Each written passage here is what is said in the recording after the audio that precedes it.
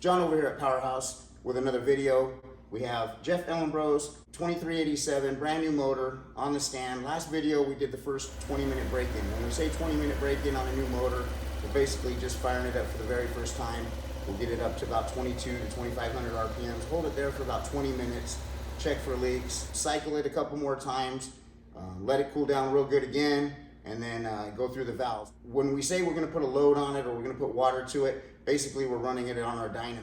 So on our dyno, what we have is we have an old Stuska water brake dyno. And in the cabinet, it has the brake in the back there. And basically you're just applying water to that. And when you apply the water, it puts a load on the motor and you can control the load. It's an older system and it can be updated, and it's something we're gonna do. So a lot of people ask us horsepower, and you know, a lot of the Volkswagen guys do use that. Most of them, well, I don't know most of them, but a lot of guys have upgraded to the data acquisition, like our Dyno Jet. We have a Dyno Jet, but that's a chassis dyno, and that's a more modern dyno. We have that in another room, and we run cars on that. Now, when you dyno on an engine dyno, we'll call it brake horsepower. That's basically measuring the horsepower from the flywheel. That's going to be a bigger number. If you dyno from the wheels, you're going to lose horsepower. Usually, you know, everybody has a different theory on that, but 15 to 20%. So when you're working with an aspirated motor, 200 horsepower and down, it's tough to give out numbers. A lot of people give out numbers, you know, and it creates, you know, some people say, oh, mine's more, mine's less, but everybody's is different. And then you have to figure there's a correction factor. So there's all kinds of different things that can change these numbers. And anything under 200 horsepower, you know, a 20% difference between a chassis and an engine dyno can cause discrepancies and arguments. So we really, you know, people ask us, and I understand they want to know the horsepower. This motor right here puts out around 200 horsepower, 200 torque. We like to make our motors even with torque and horsepower. We can make more horsepower, but you make more horsepower and then you start losing the torque. So in a street Volkswagen that's a little bit heavier than a race car, you really need the torque to pull the motor, at least for drivability. And when you start moving away and getting more horsepower, your RPM range moves to a higher end. In other words, if you're driving it around, you have to get to a higher RPM before it starts getting in the cam range. So anyway, we like to make what we say is about 200 horsepower, 200 torque. If we put this to the ground, which we call a chassis dyno, you're gonna be, you know, anywhere from 160 to 165 horsepower. You lose about 20 to 24%, depending on the car. We put one motor in the back of my Yellow Bug for a customer of ours, and I think it made, I don't remember exactly what it might have made like 190, and we actually put it in his car, and it made like 175, 180. I don't know, it was like a 10 or 12 horsepower difference, and that was just because of the car. So this motor has an MP forged crank. We run, all our stroker motors have the MP forged crank. They work well for us. We ran them in our 400 horsepower turbo car. We ran them in all our turbo cars, as a matter of fact. I mean, you can get a billet crank. Maybe in our auto path motor we'll run a billet crank, but you're looking at a couple $1,000s plus for a billet crank. And the forged crank, I like them better than the welded up original German cranks. I think, if anything that I've seen broken over the years has been welded cranks. Nobody's in particular, I don't know which ones, but they've been the welded cranks. So some guys like those better. We prefer, we just kind of go with what works for us and what we haven't had problems with. So we run the MP rods and the MP crank, and they're probably the same quality as the CB or, you know, Scat. They're all pretty much the same cranks, but we've ran Scat cranks too, so, and a CB crank, so we ran that. We run an Eagle cam or a Scat cam. We've ran the Scat lifters forever. Some people don't like them. They say they pull them apart. When you pull a motor apart, you'll see some pits in them sometimes. I've seen that, yeah, but we've never lost a lifter. Never lost a lifter, never broke a crank. So, you know, when you have that kind of track record, we don't drift far from our combo. As far as the case, we're using the aluminum Autolinea case. It's worked great for us. I mean, we've been using it for 20 years since they first came out. They were a lot cheaper in the beginning. Of course, you know, everything's gone up. We're also running AA pistons and cylinders. Originally, I was a Molly or SEMA guy, then a Molly piston. And I think it was 10 years ago. I don't know how long ago it was. they didn't have pistons and cylinders available for a while. So we ended up having to go to the AA. We've never had a problem with that. And when Maul came back out, I saw a couple things that I wasn't happy with in the beginning. They might have corrected that by now. At one point Molly was out of cylinders, and I ordered some Molly cylinders, and I think it was an AA in the package. So, AA has worked for us. This one has AA cylinders, and it has Wiseco pistons. So our 2387, we do put a Wiseco piston in. Our turbo cars will run a Wiseco piston, but our 2332s and down, they all have AAs, and they work great for us. Now, cylinder heads, we use MP cylinder heads. Years ago, we were using DRD, and we used them for a long time. I think they were getting the castings from MP, and then they were putting the valves, guides, and seats in, and CNC in the heads. MP, a few years ago, they bought DRD, and we worked out, how we like them here, and they were willing to work with us and been building them for us specifically for the last, I don't know how many years, 4 or 5 years, 6 years, maybe more, I don't know. But they've been doing that. We did have a problem in the beginning, and they straightened it right out, and they've been good ever since. Now they've bought new machines. You can check their video out at MP on YouTube, and they have a nice video of their new machine shop, and they pretty much off the shelf are doing all the heads, putting the seats and guides in here in the United States. So they're really good. We put the MP heads, straight out of the box. I set up the spring rates on a turbo motor in the Black Bug, and that car was running, it ran a 661 I think 661 is its best in the 8, and it's been 660 and 670 constant. Early on we were running like 7s, and then we got it down in the 6s, and those had MP heads on them. We ran those for quite some time. Rockers, we go with the Scat rockers or the MP rockers, and I think MP and like IAP, they're pretty much all the same. Kind of hard to get the rockers right now, but I think MP's out, but we're running either Scat or MP. So on the oil pump, we're running a 30 millimeter cast oil pump and a JC. On the 2387s, we run a JC bypass, which has a little pressure valve in it, and if it has too much pressure, it shoots it back into the back of the case. We've been running that on our 2387s. It's actually a pretty cool deal. We run, I think we have the adjustable push rods. They're from MP, or excuse me, those are from MP, those are from IEP. We run the MP ones, those are okay too, but I like the IEP ones a lot. Jack Schetti has some nice ones. Actually, he's probably the one who started that, and I don't know if everybody copied him, but I think he's probably the one who made those originally. His are good too. We run the MST valve covers, and we do notch the valve covers. We should probably talk to MST about that, but we do notch the valve covers on the inside. We've seen some rockers hit just a little bit at the bottom in the past, so we notch all of them in the inside and clearance those, and that works out good for us. Of course, we have the A1 exhaust. We run that on pretty much every motor, unless the customer supplies his own exhaust. The Bertie Bergman Porsche Shroud, we've been doing that for years. It had a lot of heat on the internet, but you just go back to our Facebook or YouTube or Facebook page or Instagram page and just scroll down and see how many Porsche Shroud motors we've done over the years. We've been doing this for over 24 years on my own, and I worked for another shop in the 90s for about 7 years, and I've never had a problem with these shrouds. I think people that have overheating problems, we don't actually have overheating problems at all. We've been fortunate over the years. We've had pretty good track record. 99.9%. I can count the cars that have had problems. Of course, maybe somebody out there has something they think is ours that broke, or maybe it broke and they didn't tell us. But we've done pretty good. We've been fortunate. But the Porsche Shroud is not what makes them run hot. I know a lot of people say that, but they don't run hot. We ran 3 liters on the street with that, 2 liters all the time. Not a problem. I think the biggest thing is fuel, octane versus compression. A lot of guys will build them with more compression, but again, everybody's got their own combo, and that's good. That whatever works for them, that's great.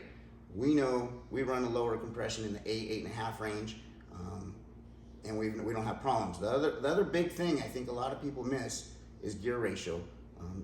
You know, and some will tell you one thing. I'm just giving you opinion on what works for us. We tell our customers, keep that RPM on the freeway between 3,000 to 3,200 while you're cruising. That doesn't mean lug it up a hill. That doesn't mean you can't pass or do a little slingshot hot dog. That's fine. But if you sit there and maintain 3,500, 36, 3,800 all the way down the highway for half hour straight, hour straight, I mean, there's no modern car that actually cruises that high, and not even $3,000. And it's just not recommended. I don't like it. I know some people say the fan has to spin that fast on the doghouse fans. Of course, the Porsche Shroud is completely different, but I mean, I've heard people say, oh, you have to leave it up. It has to spin that high to cool. But to be honest, when they're spinning that high RPM, that's when you have problems. So, you know, we go with that. We tell the people, you know, put a tall gear ratio tranny in it. We like them to put a ring and pinion in it, which makes all the gears taller. Of course, you're going to lose a little light to light bottom end. But if you're planning on driving on the freeway and you want to do, you know, 65, 70 miles an hour for a constant period of time, you're going to have to put the tall racial tranny in it. Some guys even say they want to do 80 miles an hour the whole time, but you're going to have to gear that thing up, and you'll need a lot of torque to pull those kind of gears. And that's, I think, why VW's put a low gear ratio tranny in it, because they didn't have a lot of power. So with new cases, new stroker motors that we're building, these cases hold the crank. They hold all the way up to an 86 crank without even cutting it. So, you know, another thing I tell a lot of people is we talk about a 2387 or a 2332. They go, oh man, that's big. And sure, if you're running a 1600 or a 1500 case and you hog it out, yeah, that's big. But, you know, if you go to the dealership from, I think, late 90s or 2000, if you go back to the dealership and you go, and I tell the same story all the time, you go to the dealership and you pick up a Honda and you come home and you lift the hood and you show your neighbors, you go, look, man, I got a brand new Honda with a 2.3 in it. And they're not like, wow, that's a big motor. They're like, you should have got the 6. So they have a factory stock 2.2, 2.4, whatever. I'm not sure exact numbers, but they make those all the time. They've made those for a long time now. So 2.2, 2.3, it's not the motor size that makes them run hot. And this is all my opinion, and we've had good success following these guidelines. Keep that RPM at $3,000 to 32. Of course, if you go up a hill, you have to downshift, and of course it's going to come up if it's lugging. The golden rule I tell people is if you have to push your foot more than a quarter or half throttle down to go up the hill, then it's time to downshift. An automatic will do it for you. So if you're driving a stick shift and you're driving and you find out you're going up a hill and your foot's more than halfway down, you got to downshift. Otherwise, you're just lugging it, and that's the same thing as heating it up as well, and it detonates in your room piston. So, but anyway, that's our theory. A lot of people say the Shroud doesn't cool each cylinder properly. I mean, Volkswagens themselves, if you take one of those little heat guns and run around the motor, you're going to see the temperatures are different on a stock motor. So, you know, that's not really the problem. I mean, maybe they saw that and thought that was it. But again, you know, like this is what's worked for us. So we always run the Webers. This is dual 44 Webers. We've ran them for years. A lot of older combos, friends of ours, they went 40s on the smaller motors. You know, they're trying to get bottom end and torque. I got it. That makes sense. But today, the fuel is a little different, and I've found over the years that I run 44s on a 1641. I don't build many 1641s, but when we do 1776, we run 44s on everything. What I found is when I run the 40s on there, I don't even run, for starters, I don't run a single carb unless it's a stock 1600, and I didn't like that design from the beginning. They lope around a lot. You're sending fuel from the center, it has to find its way to the end, and if you start putting a cam in it, you got to jet it up, and so you start jetting it up, but you can only get so much air through a single carburetor. So what you're doing is you're just fattening the motor up. So they might sound good in a dune buggy or an off-road car, but they're loping around, and all that loping around is because it's fat. It's not loping because it's got a big cam, it's loping because it's fat. And what you're doing is you're washing the cylinders out, washing the rings out, excuse me, and that oil, that fuel goes right into the oil, contaminates the oil, and now you've, jeopardized your, your what do you call that? Compromise your oil, so your bearings will start wearing out. So, back in the day with the single carbs, I used to see pulleys falling off, the aftermarket sheet metal cracking, and that's what gave it all a bad name. I mean, all those little things, you know, I've been doing this a long time, and I make these notes, and all the stuff that used to fall off the stock motors is because the motor shook. So when we went to dual carbs, you know, we were running 40s in the beginning, dual 40s. We like 1 barrel per cylinder, and that's how you get this motor the smoothest, because you can synchronize each cylinder perfectly, front, back, all of them. And when you do that, you get the smoothest motor, smoothest running motor. And as far as the 40s go, I don't feel there's enough air. They'll work. You might be able to jet them around, change the venturis. You can do all that. And like I said, it works for some people. But our combos, we run the 44s and everything. And a lot of people say, or you know, you'll hear, oh, are they too big? Well, you don't run big jets in it. But again, a bigger carburetor means more air. So, you know, making power, as much fuel as you can put in it is good, as long as you can mix the air and fuel right. So, but anyway, that's why we run dual barrels, which is mainly Webers, or when we do our fuel injection, we're running throttle bodies, which is 1 throttle plate per cylinder, which looks just like the duals. So, Magnus Spark Distributor, we've been running that for a long time. That's CB's Magnus Spark Distributor. We used to run the 09s, and then they became obsolete or hard to find. If you find one now, they're very expensive. I mean, and we can get a whole Magnus Spark kit. I'm not sure the exact price, maybe $250, something like that. And you get a brand new distributor, plug wires, coil, and this is like it's not an MSD, but it's got the big base like an MSD, and then you can change the timing curve in there with a stop and some springs, and it has the nice bigger cap and 8mm silicone wires, and it lasts a long time. We found some of those 09s, the aftermarket ones, would leak on us, or one blew apart at one point in time. So, you know, this CB1 has been good for us for, you know, again, years go by so quick, I don't know, but we probably ran it for probably 8, 9, 10 years. On the linkage, we like the hex bar linkage. It works well for us. One of the other long time gripes about the dual carbs is they'll go out of sync. Well, they don't just drop out of sync, but if the linkage gets twisted and you're opening it, you want them to open at the same exact time. If it opens crooked, it's gonna sputter on you and people won't like it. And again, the other problem with carburetors is, you know, everybody has their different ideas on jetting. We found a combo that works. Our combo works, and it works well enough to where I tell people we ship these motors all over the States, all over the country. Altitude can change, all that. And I'll be very honest with you, if you're not putting it on a dyno trying to clean our motors up, you really wouldn't see to the pants feel a difference. So in other words, they're gonna work. There's enough adjustment on the air fuel. So on the air fuel mixture, we want, if you put the screw all the way in, it has to be at least a half a turn out. If it's more than a half a turn in, it's too rich. And if it's more than, you know, 1 3/4 of a turn, no more than 2 turns out, if it has to come out more than 2 turns to get the idle right, then it's too lean, so we're trying to richen it up. So as far as jetting goes, we set up these motors with a specific set of jets that we've ran. We've had them on the dyno, so you know we've got specific jets that we run with each different combo. And like I tell our customers all the time, if they have a problem with it sputtering, 99% of the time it's a clogged jet.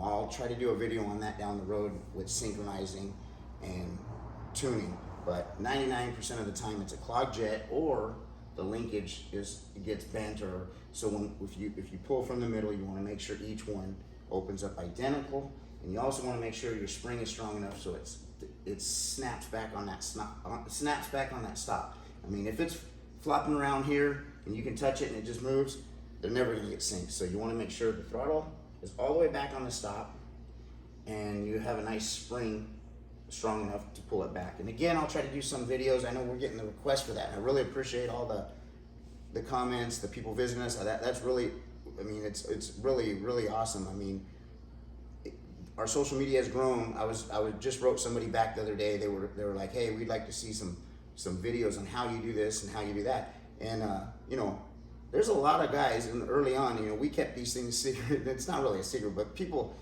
don't want to talk. And you know, a mechanic, when they figure it out, they're not going to talk and let stuff go and let it out. You know, I've done it so long.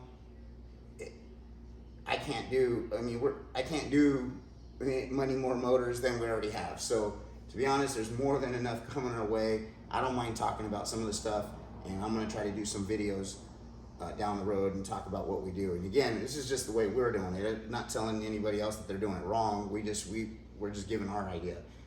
But that being said, it's tough. There's only a couple of us here building motors, and we're buried with motors. So to make these videos, it would be great if I could make more of them, but it's time consuming, and eventually here we'll try to get some more out. Same thing with the responses. You know, we get so many questions, and we appreciate that when the phones are ringing. But you know, everybody has a different way of interacting. You know, a lot of people like to text. Emails are good, but it's really tough for us because I'm pretty much the only one that can answer the technical on the computer. Jerry, that's here, will do the phones. So we ask people to give us a call, because then you have, you know, at least another person or two that can help out with those. I can't get to the emails all the time. I appreciate all that. I'm not ignoring anybody. We're just buried. So if you know, and then we get the common question. How much, you know? And I understand everybody's looking to see, you know, how much is it? How much is that exact motor? You know, I've said it over and over. We don't quote on customers' motors because it's just not respectful. Like, so we can't, you know, how much is that exact motor? First off, it's a customer's motor, and it would be disrespectful to give a price of what he paid or a price like he paid. You know, he has friends, family, everybody else watching videos possibly, and it's just not the thing to do. The other problem is it might have, you know, $1,000 extra, you know, $1,000 more in headwork that you may not even want. I mean, these things can change prices by a few grand real quick. So it really does no good to say how much is that exact motor. If I understand it looks cool, and I get it, just like horsepower, I get it. Everybody wants to know the horsepower. So, you know, we try to give an idea of whatnot. Sometimes it creates a lot of, you know, sometimes they're just trolling, trying to, you know, to pick with us, but you know, that's not going to happen. We don't, you know, everybody has their own ideas. What works for us might not work for everybody else. So like I said, we're going to try to do some more content type videos, and we'll try to pick up the responses a little bit, but you know, we'll do what we can, and we appreciate it. But if you got questions, I mean, just call us up in the daytime. I try to set myself a little time to answer some of these questions, but again, we're super busy, but we don't mind talking to people. If you want to call, that's probably the best thing that works for us. And I know people out of the country has different time zones, and then the language barrier sometimes. So I get it, and we're going to try to pick that up and see what we can do. But you know, we're a small family operated shop, so we do what we can, and we really appreciate everybody following us and all the kind comments. It's just awesome. So.